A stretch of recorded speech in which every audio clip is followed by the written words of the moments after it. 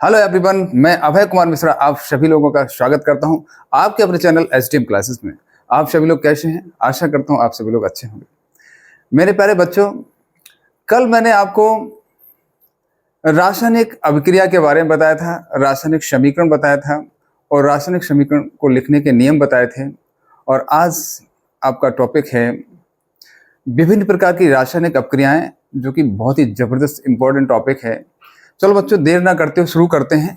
सबसे पहले आज हम पढ़ने वाले हैं बच्चों संयोजन अपक्रिया और वियोजन अपक्रिया। चलिए देखते हैं।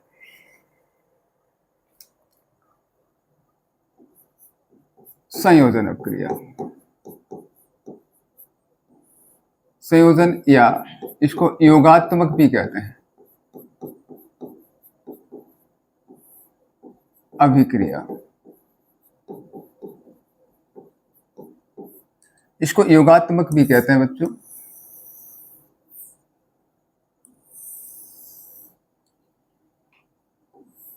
इंग्लिश में कहते हैं बच्चों इसको कॉम्बिनेशन और एडिशन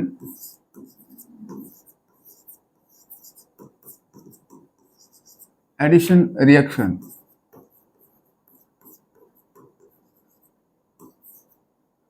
कॉम्बिनेशन एंड या इसको एडिशन रिएक्शन भी कहते हैं। इसको संकलन अभिक्रिया भी कहा जाता है बच्चों। जरा इसको देख लेते हैं पहले।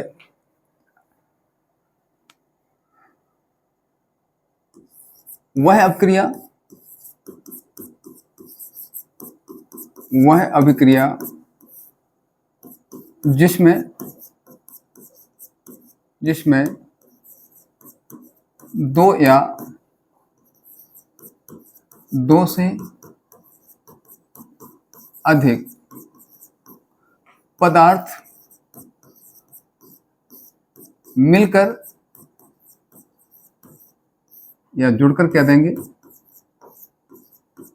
जुड़कर। बच्चों, वह अपक्रिया जिसमें दो या दो से अधिक पदार्थ मिलकर या जुड़कर एकल पदार्थ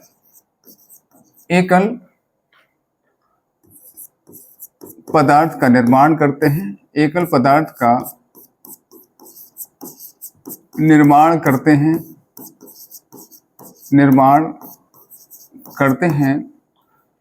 वह अपक्रिया जिसमें दो या दो से अधिक पदार्थ मिलकर एकल पदार्थ का निर्माण करते हैं बच्चों, उसको क्या कहते हैं हम? संयोजन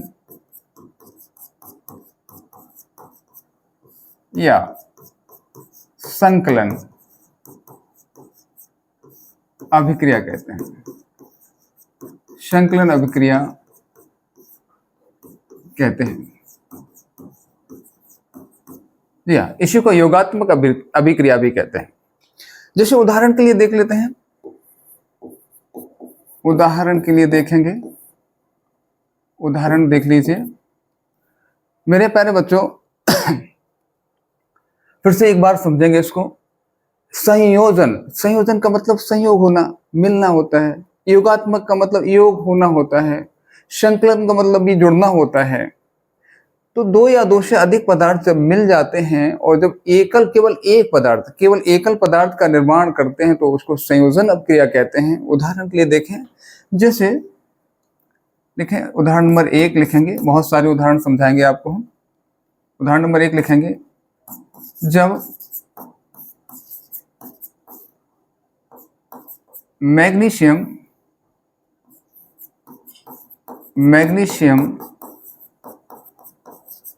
रिबन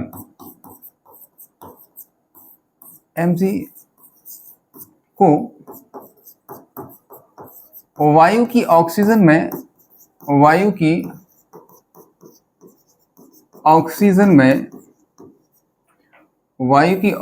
में जलाते हैं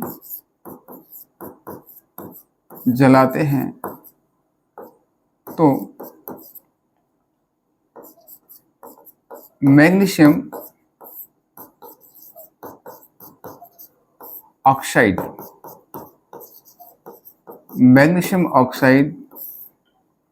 का सफेद चूर्ण प्राप्त होता है। सफेद चूर्ण प्राप्त होता है, प्राप्त होता है। जी हाँ बच्चे, जब मैग्नीशियम रिबन, समझ रहे ना, मैग्नीशियम रिबन क्या होता है? रिबन मतलब होता है एक फीते की तरह होता है, एक पट्टिका होती है मैग्नीशियम की। मैंने कल भी बताया था आपको, इस प्रकार की एक पट्टिका होती है मैग्नीशियम रिबन की, और इसको यहाँ से जलाया जाता है। जैसे जलाते जाएंगे जो एक चूर्ण का निर्माण होता जाएगा, और किस प्रकार का? सफेद चूर्ण। ठीक है, देखिए यह मैग्नीशियम रिबन है। इसको वायु की ऑक्सीजन में जब हम जलाते हैं, क्या करते हैं? जलाने पर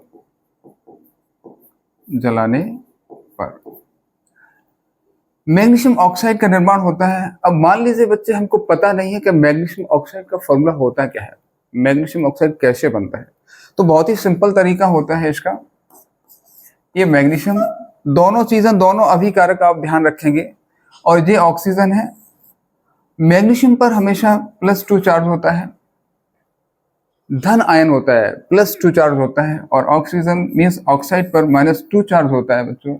और मैंने कहा था आपसे, Mg को Mg के नीचे लिखना है, O को O के नीचे लिखना है, और ये वाला 2 इधर लगेगा, ये वाला 2 इधर लगेगा। अब चूंकि दोनों, एक प्लस का है एक माइनस का है दोनों, तो ये दोनों ही बच्चे कैंसिल हो जाते हैं, ये खत्म हो जाएंगे दोनों के दोनों, और हमारे पास बचेगा क्या? MgO। तो मैग्नीशियम ऑक्साइड का यदि आप कोई भी सूत्र, रासायनिक सूत्र भूल जाते हैं, तो आप ऐसे आयन से उसको बना सकते हैं।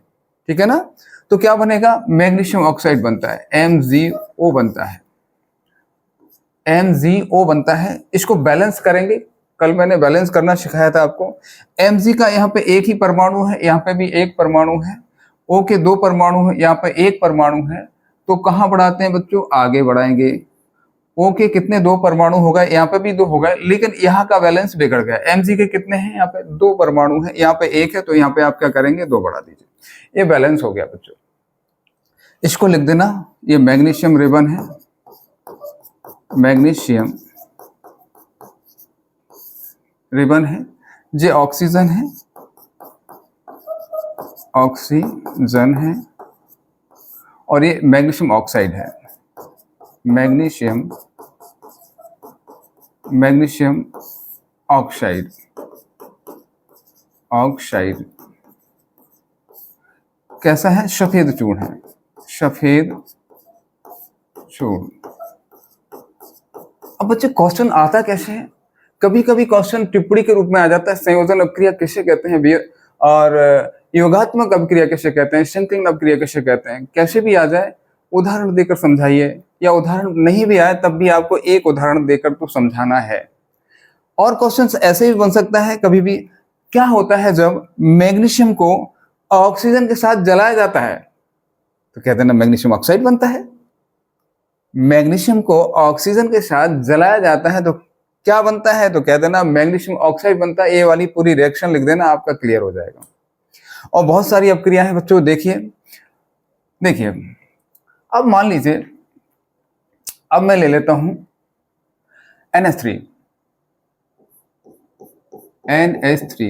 अमोनिया ले लिया मैंने।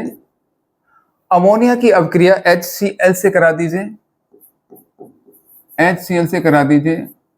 जब अमोनिया की अपक्रिया हाइड्रोजन क्लोराइड, हाइड्रोक्लोरिक अम्ल कहलाता है बच्चों जी, इससे कराया जाता है, तो देखो बच्चों, हमको पता है कि Cl पर क्या होता है? चार्ज माइनस होता है, और NH3, अब चूंकि NH4 जो होता है बच्चों, वो अमोनियम होता है, अमोनियम पर कौन सा चार्ज होता है? +1 चार्ज होता है। ये वाला H कहाँ जाएगा? ये वाला H अमोनिया के पास जाएगा, NH4 हो जाएगा, और +1 चार्ज ले लेगा। जब +1 चार्ज ले लेगा, और यहाँ पे कितना? -1 चार्ज है, ये दोनों ही मिल जाएंगे। मैंने कहा था प्लस हमेशा माइनस की ओर भागता है, माइनस प्लस की ओर भागता है, विपरीत आवेश हमेशा जुड़ते हैं एक दूसरे से। और क्या बन जाएगा? NH4Cl बन जाएगा, NH4Cl। सॉलिड है बच्चे, ये कैसा है? ठोस बनता है। ये अमोनिया गैस है, HCl एक हाइड्रोजन क्लोराइड है, एक लिक्विड है, और ये दोनों ही मिलके क्या बनाएंगे? अमोनियम क्लोराइड का निर्माण करेंगे। तो कैसे लिखेंगे? इसको लिखना पड़ेगा, ध्यान रखना। इसकी हिंदी लिखेंगे, इसके बाद रिएक्शन मैं बता देता हूं, आप लोग लिखते रहना। जब अमोनिया की अभिक्रिया HCl मीन्स हाइड्रोजन क्लोराइड से कराते हैं तो अमोनियम क्लोराइड का निर्माण होता है। इसके नाम लिख दीजिए, इसको अमोनिया कहते हैं, इसको अमोनिया कहते हैं, और इसको हाइड्रोजन क्लोराइड कहते हैं, हाइड्रोजन क्लोराइड, इसको हाइड्रोजन क्लोराइड कहते हैं, इसको अमोनियम क्लोराइड कहते हैं, अमोनियम क्लोराइड कहते हैं, क्लोराइड कहते हैं, अमोनियम क्लोराइड कहते हैं।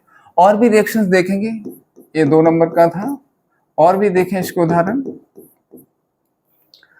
अब मान लीजिए अभिक्रिया, बच्चों जब कोयले को हम जलाते हैं, क्योंकि कोयला जो है विभिन्न पदार्थों का मिश्रण होता है, जब इसको जलाया जाता है तो इसमें जो कार्बन पाया जाता है, तो इसका जो कार्बन होता है ये वायु की ऑक्सीजन में जलने लगता है और कार्बन डाइऑक्साइड का निर्माण करता है। जी हाँ, लिख देंगे इसको, हम लिख लेना, हम रिएक्शन लिखते हैं। जब कार्बन ऑक्सीजन से अभिक्रिया करेगा तो क्या बनाएगा, कहोगे CO2 बनाएगा। क्या बनाएगा, CO2 का निर्माण करेगा बच्चों। ठीक है, लिख लेना यहाँ पे, जब कार्बन कोयला होता है, कहां से प्राप्त होता है कार्बन, कोयले से प्राप्त होता है। कोयला बहुत से पदार्थों का मिश्रण होता है, जब कोयले को जलाया जाता है तो इसमें जो कार्बन होता है, जो कार्बन क्या करता है, वायु की ऑक्सीजन से क्रिया करके क्या बना लेता है, CO2 का निर्माण करता है। क्या बनाता है, CO2 का निर्माण करता है बच्चों। ठीक है, समझ में आ गया होगा।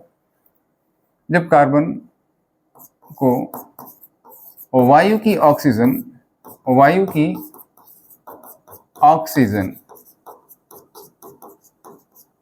जब वायु की ऑक्सीजन में क्या करेंगे, जलाते हैं, इसको जलाने पर से ऑक्सीजन में जलाया जाता है तो CO2 बनता है, CO2 बनता है। सिंपल है, इसको कार्बन लिख देना, एक कार्बन है, इसको ऑक्सीजन लिख देना, ये ऑक्सीजन है, और इसको कार्बन डाइऑक्साइड लिख देना, कार्बन डाइऑक्साइड,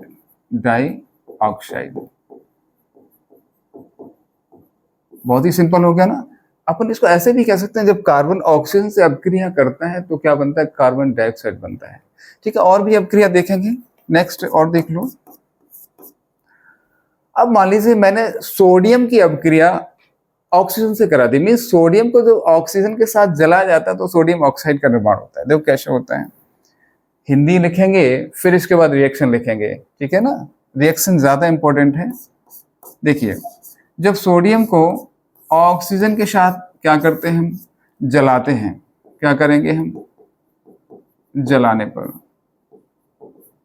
ऑक्सीजन के साथ हम जब जलाएंगे, मीन्स जब सोडियम की ऑक्सीजन के साथ अभिक्रिया कराते हैं, देखो बच्चों इस पर प्लस चार्ज होता है, हमको पता है, इस पर -2 चार्ज होता है, इस पर +1 चार्ज होता है, इस पर -2 चार्ज होता है। जरा देखिए, अब सोडियम ऑक्साइड बनेगा कैसे। मान लीजिए आपको फॉर्मूला याद नहीं है, आपको रासायनिक सूत्र याद ही नहीं है, तो आप तुरंत बना लेना। यहाँ पे कहोगे सोडियम पर कितना चार्ज होता है, कहोगे +1 होता है। कहीं ऑक्सीजन मीन्स इस पे ऑक्साइड बोलते हैं इसको अपन, ऑक्साइड पर कितना चार्ज होता है, -2 का चार्ज होता है। मैंने कहा था Na के नीचे आएगा और O के नीचे आएगा, और इस पे जितना चार्ज है वो कहाँ लगेगा, इसके नीचे लगेगा। इसका चार्ज कहाँ लगेगा, इसके नीचे। 1 का कोई महत्व नहीं होता है, इसलिए 1 को लगाना कोई आवश्यक नहीं होता है। देखिए बच्चे, बन गया सोडियम ऑक्साइड का फॉर्मूला बन गया। आपको कुछ भी याद नहीं करना, रटना नहीं, आपको केवल कंसेप्ट को समझना है।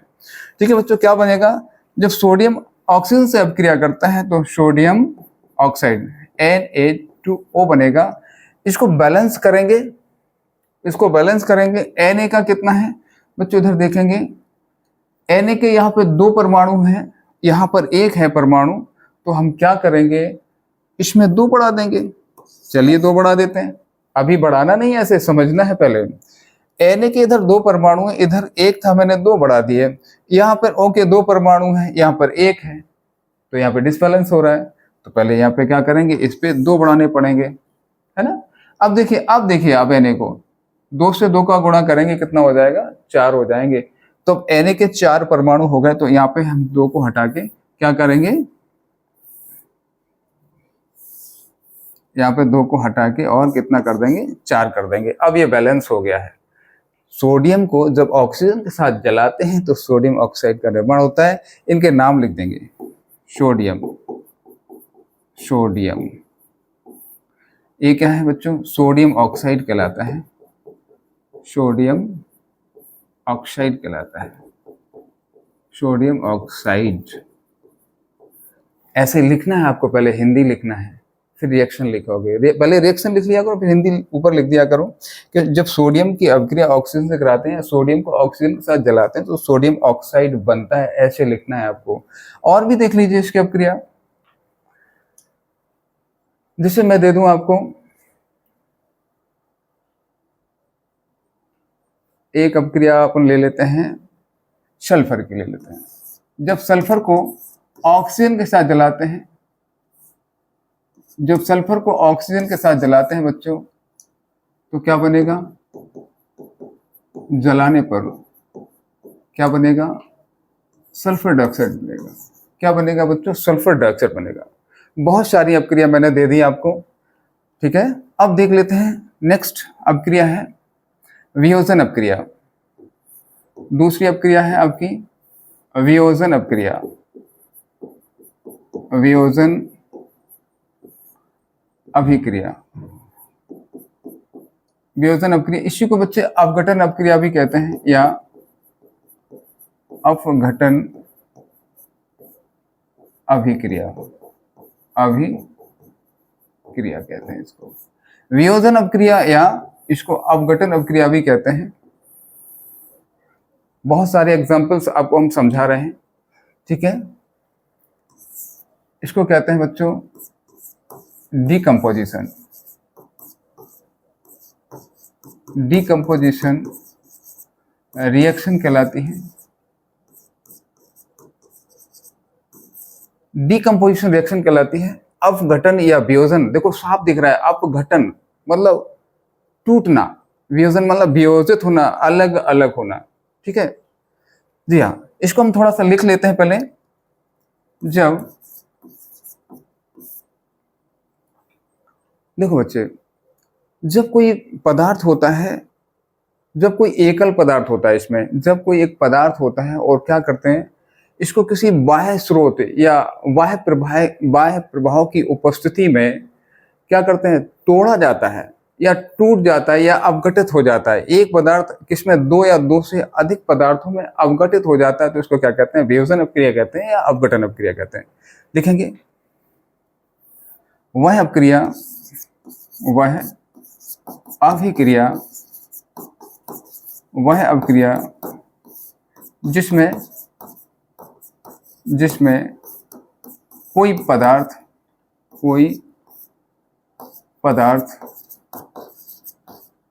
या कोई एक पदार्थ वह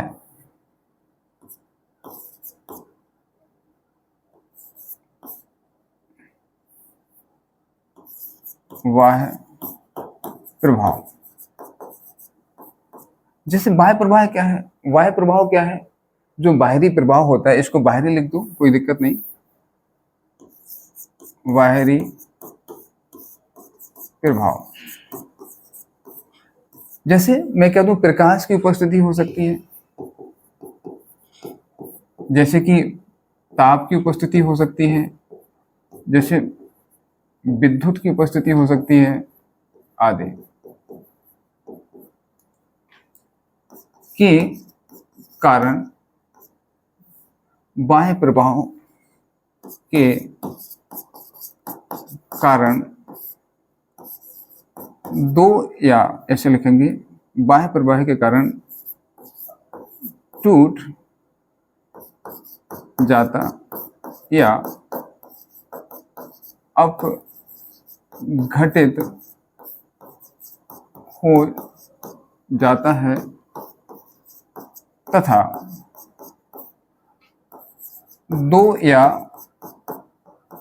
दो से अधिक, दो या दो से अधिक पदार्थ का निर्माण होता है। दो या दो से अधिक पदार्थों का निर्माण होता है, निर्माण होता है। तो ऐसी अपक्रिया क्या कहलाती है? वियोजन अपक्रिया कहलाती है। वियोजन या अपघटन अपक्रिया कहलाती है। अपघटन अभिक्रिया कहलाती है। अभिक्रिया कहलाती है। जी हाँ बच्चों, वह अपक्रिया जिसमें कोई एक पदार्थ, कोई भी पदार्थ एक है, कोई बाहरी प्रभाव है जैसे प्रकाश है, ताप है, विद्युत की उपस्थिति में क्या होता है, वो टूट जाता है या अपघटित हो जाता है और दो या दो से अधिक पदार्थ का निर्माण होता है। ऐसी अपक्रिया क्या कहलाती है? वियोजन अपक्रिया कहलाती है। देखो उदाहरण के लिए देखेंगे, जैसे मान लीजिए मैंने चूना पत्थर ले लिया, कैल्शियम कार्बोनेट ले लेते हैं। कैल्शियम कार्बोनेट का क्या कर देते हैं? ऊष्मीय अपघटन कर देते हैं। इसका हम क्या कर देते हैं? ऊष्मा अपघटन कर देते हैं। अपघटन, इसका ऊष्मा अपघटन कर दिया। देखो बच्चों, ये क्या है? चूना पत्थर है, कैल्शियम कार्बोनेट कहलाता है ये। अब जरा इसमें देखो, आपको क्या दिख रहा है? इसमें देखिए इसमें CO3 कार्बोनेट दिख रहा है आपको। ये तो पक्का है, जब ये टूटेगा, दो या दो से अधिक उत्पाद जब बनेंगे, जब ये टूटने वाला तो इसमें 100% है कि कार्बन डाइऑक्साइड तो निकलने वाली है, क्योंकि CO3 है। जहां CO3 है, जब वो टूटता है तो कार्बन डाइऑक्साइड तो निकलेगी। तो कहोगे बिल्कुल निकलेगी कार्बन डाइऑक्साइड। CO2 निकल गई मान लीजिए। अब बचा क्या मेरे पास? देखो जरा, इसमें Ca बचा, एक O बचा, तो भैया इधर लिख दीजिए। देखो, आपको याद करने की आवश्यकता नहीं पड़ी ना, सीधा लिखेंगे। जब लिखना है इसको हिंदी में, जब कैल्शियम कार्बोनेट का ऊष्मीय अपघटन किया जाता है या इसको गर्म किया जाता है तो क्या बनता है? कह देना CaO, कैल्शियम ऑक्साइड बनता है। इसको कहते हैं बिना बुझा हुआ चूना कहते हैं बच्चों। बिना बुझा हुआ चूना बनता है और कार्बन डाइऑक्साइड गैस के रूप में निकल जाती है। इसको लिख दीजिए, इसको कैल्शियम कार्बोनेट कहते हैं। कैल्शियम कार्बोनेट कहते हैं, कार्बोनेट। इसी को बच्चे चूना पत्थर कहते हैं, चूना पत्थर कहते हैं। इसका ऊष्मीय अपघटन मीन्स इसको जब गर्म किया जाता है तो क्या बनता है? कैल्शियम ऑक्साइड बनता है। कैल्शियम ऑक्साइड बनता है। कैल्शियम ऑक्साइड बनता है। कैल्शियम ऑक्साइड बनता है। इसको बेटा क्या कहते हैं? बिना बुझा चूना कहते हैं। बिना बुझा चूना कहा जाता है, कैल्शियम ऑक्साइड। ठीक है बच्चों, समझ में आ गया होगा कि किस प्रकार से जो है वियोजन अपक्रिया होती है। अगर क्वेश्चन कैसे आएगा कि वियोजन अपक्रिया किसे कहते हैं, समझाइए, तो आप पूरा लिख देंगे, एक उदाहरण दे देंगे आप। ठीक है, एक उदाहरण। अब चूंकि जो अपघटन अपक्रिया होती है, जो वियोजन अपक्रिया होती है, ये 3 प्रकार से होती है। देखें किस प्रकार से होती है बच्चों, कुछ आपको हम बता देते हैं। यह अपक्रिया 3 प्रकार से होती है। नंबर 1, सबसे पहले ताप अपघटन भी होता है, इसमें विद्युत अपघटन भी होता है, इसमें प्रकाश अपक्रिया भी होती है, प्रकाश अपघटन होता है। चलिए सबसे पहले हम लिखेंगे ताप अपघटन।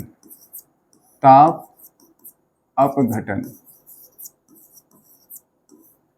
क्या होता है? ताप अपघटन, इसको थर्मोलिसिस कहते हैं बच्चों। थर्मोलिसिस कहते हैं ताप अपघटन को। इसमें क्या होता है? जब किसी पदार्थ को गर्म किया जाता है, जब किसी पदार्थ को गर्म किया जाता है तो वह क्या हो जाता है? अपघटित हो जाता है। तो वह क्या हो जाता है बच्चों? अपघटित हो जाता है। इसको लिख देंगे, जब किसी पदार्थ को अपघटित जब किसी पदार्थ को गर्म किया जाता है, गर्म किया जाता है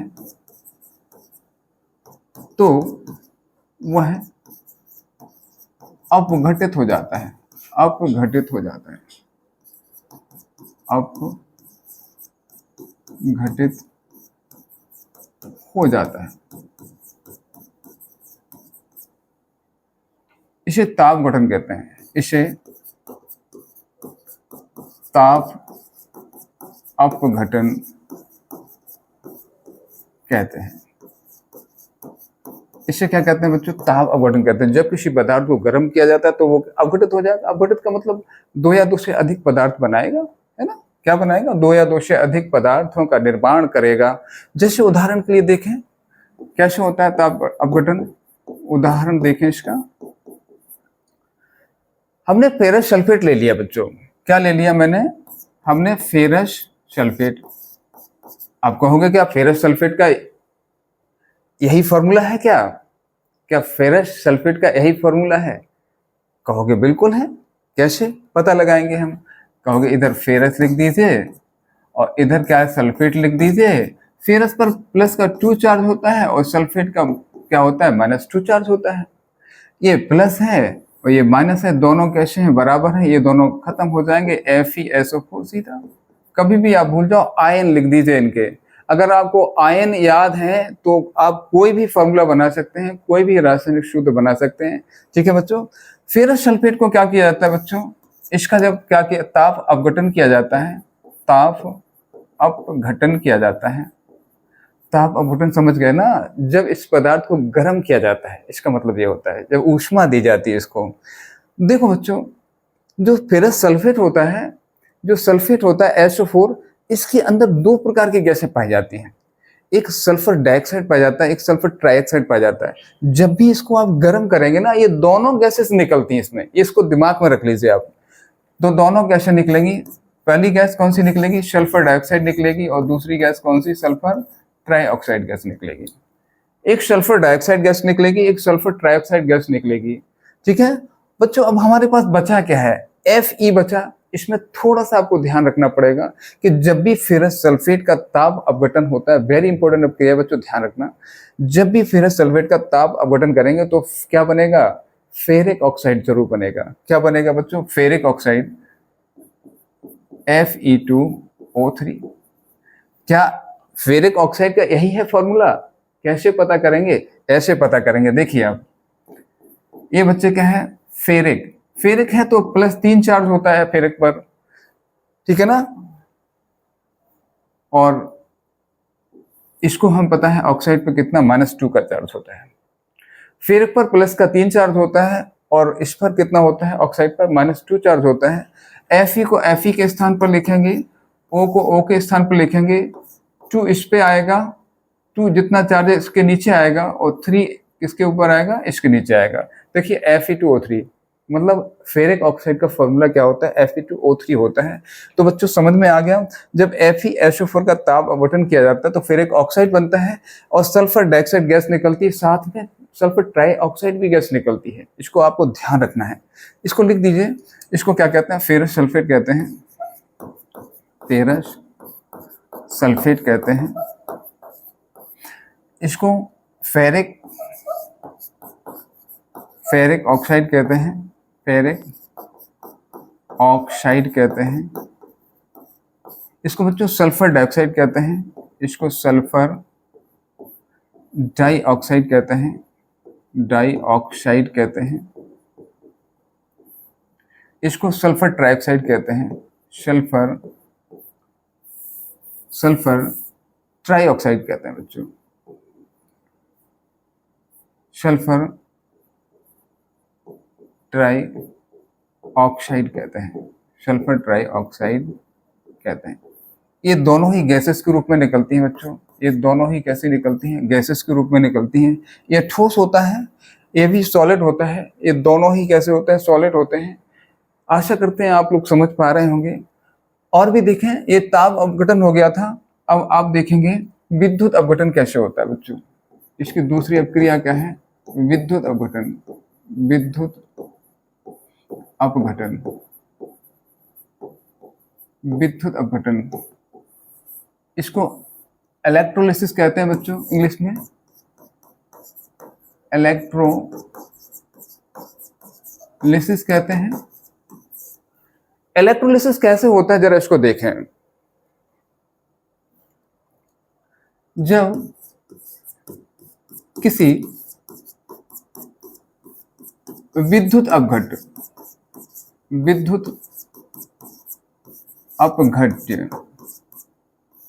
मेरे प्यारे बच्चों विद्युत अपघट्य क्या होता है?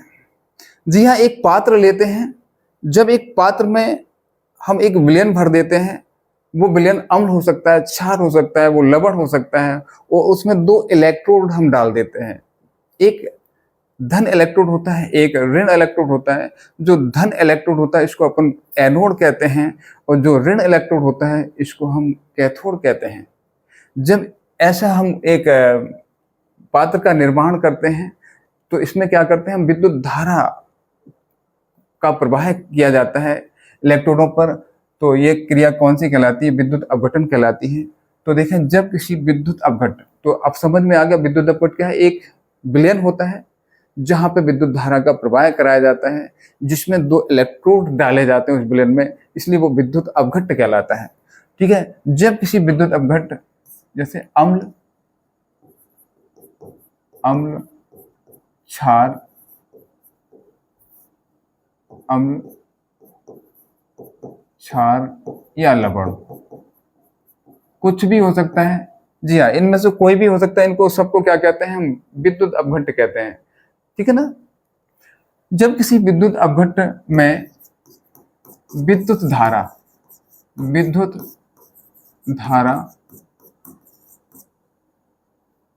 प्रवाहित की जाती है,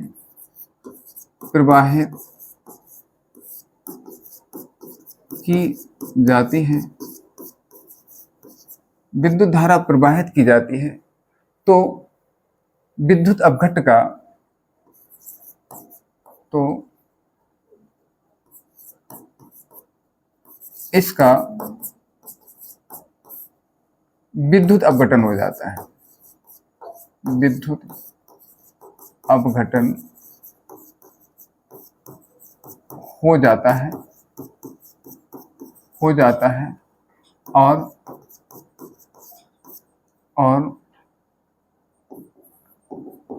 कैथोड पर धन आयन तथा एनोड पर ऋण आयन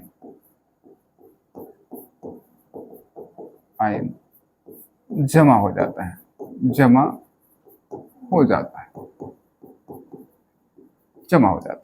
तो ऐसी अपक्रिया क्या कहलाती है? विद्युत अपघटन कहलाती है। देखें, फॉर एग्जाम्पल देखें, इसमें उदाहरण देखेंगे, इसका हम उदाहरण देखेंगे। विद्युत अपघटन किसे कहते हैं, इसका उदाहरण देखेंगे। मान लीजिए मैंने क्या ले लिया, NaCl ले लिया। क्या ले लिया बच्चों? NaCl ले लिया हमने। NaCl क्या है? सोडियम क्लोराइड का गलित विलयन है। ये कैसा है? लिक्विड के रूप में लिया है मैंने, सोडियम क्लोराइड है, और इसका क्या कराएंगे हम? विद्युत अपघटन करा रहे हैं। क्या करा रहे हैं? विद्युत अपघटन करा रहे हैं। अपघटन। जैसे हम इसका विद्युत अपघटन कराते हैं बच्चों, तो देखिए जरा इसको, इस पर बच्चों क्या होता है? प्लस चार्ज होता है। Na पर प्लस चार्ज होता है और क्लोराइड पर माइनस का चार्ज होता है। Na पर क्या होता है? प्लस चार्ज होता है, और क्लोराइड पर क्या होता है? माइनस का चार्ज होता है। जैसे इसमें विद्युत धारा प्रवाहित की जाती है, ये बच्चे देखो क्या है, ये सोडियम क्लोराइड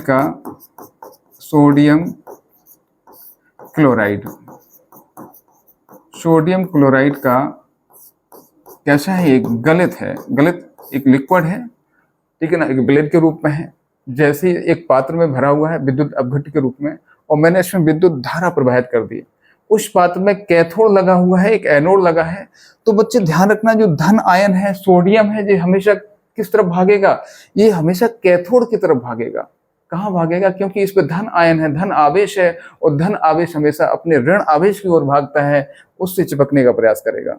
जी हाँ, उसकी ओर आकर्षित होता है। और जो ऋण आयन होता है वो कहाँ भागेगा? एनोड की तरफ भागेगा, क्योंकि एनोड कैसा होता है? धनात्मक इलेक्ट्रोड होता है, और इस पर कौन सा है? ऋण चार्ज है, इस पर माइनस का चार्ज होता है। माइनस का चार्ज हमेशा कहाँ भागता है? प्लस चार्ज की ओर भागता है। तो बच्चों ये टूट जाएगा Na के रूप में और Cl2 के रूप में। बच्चों Cl नहीं बनता कभी भी, Cl2 के रूप में गैस के रूप में निकलता है, Cl2 गैस के रूप में। सोडियम है और ये कहलाता है बच्चों सोडियम, सोडियम, और ये कहलाएगा क्लोरीन, क्लोरीन, ये कहलाएगा क्लोरीन। तो ये कहाँ बनेगा? सोडियम कहाँ जाएगा कहोगे? ये कैथोड पर जमा हो जाता है। कैथोड पर क्यों? क्योंकि इस पर प्लस चार्ज है, इस पर क्या है? प्लस चार्ज है सोडियम पर। तो ये कहाँ भागेगा? कैथोड कैसा होता है? ऋणात्मक पोल होता है बच्चे, ठीक है ना, ऋण ध्रुव होता है ये। और ये क्लोरीन कहाँ भागेगा कहोगे? एनोड पर, एनोड पर जमा हो जाता है। तो कैसे लिखना है? जब सोडियम क्लोराइड पर, जब सोडियम क्लोराइड का विद्युत अपघटन कराया जाता है तो सोडियम तथा क्लोरीन प्राप्त होते हैं, और सोडियम कैथोड पर जमा हो जाता है और क्लोरीन एनोड पर जमा हो जाता है। ऐसे आपको लिखना है इसको। समझ में आ गया? बोलो मेरे प्यारे बच्चों, ये सारी चीजें आपको समझ में आ रही होंगी। एक रिएक्शन और देते हैं इसकी हम, इसको भी देख लीजिए आप। एक रिएक्शन और ले लीजिए इसकी। एक हम जलीय अम्लीय अम्ल ले लेते हैं बच्चों। अम्ल कैसा, जल कैसा ले रहे हैं हम? H2O। H2O कैसा ले रहे हैं? अम्लीय जल ले रहे हैं, अम्लीय। ये क्या है बच्चे? अम्लीय जल ले रहे हैं आज, अम्लीय जल। और इस अम्लीय जल का क्या करा रहे हैं हम? विद्युत अपघटन करा रहे हैं। क्या करा रहे हैं बेटा कहोगे? विद्युत अपघटन करा रहे हैं, विद्युत। तो ये काय में टूटेगा कहोगे? H2 और O2 में टूट जाता है।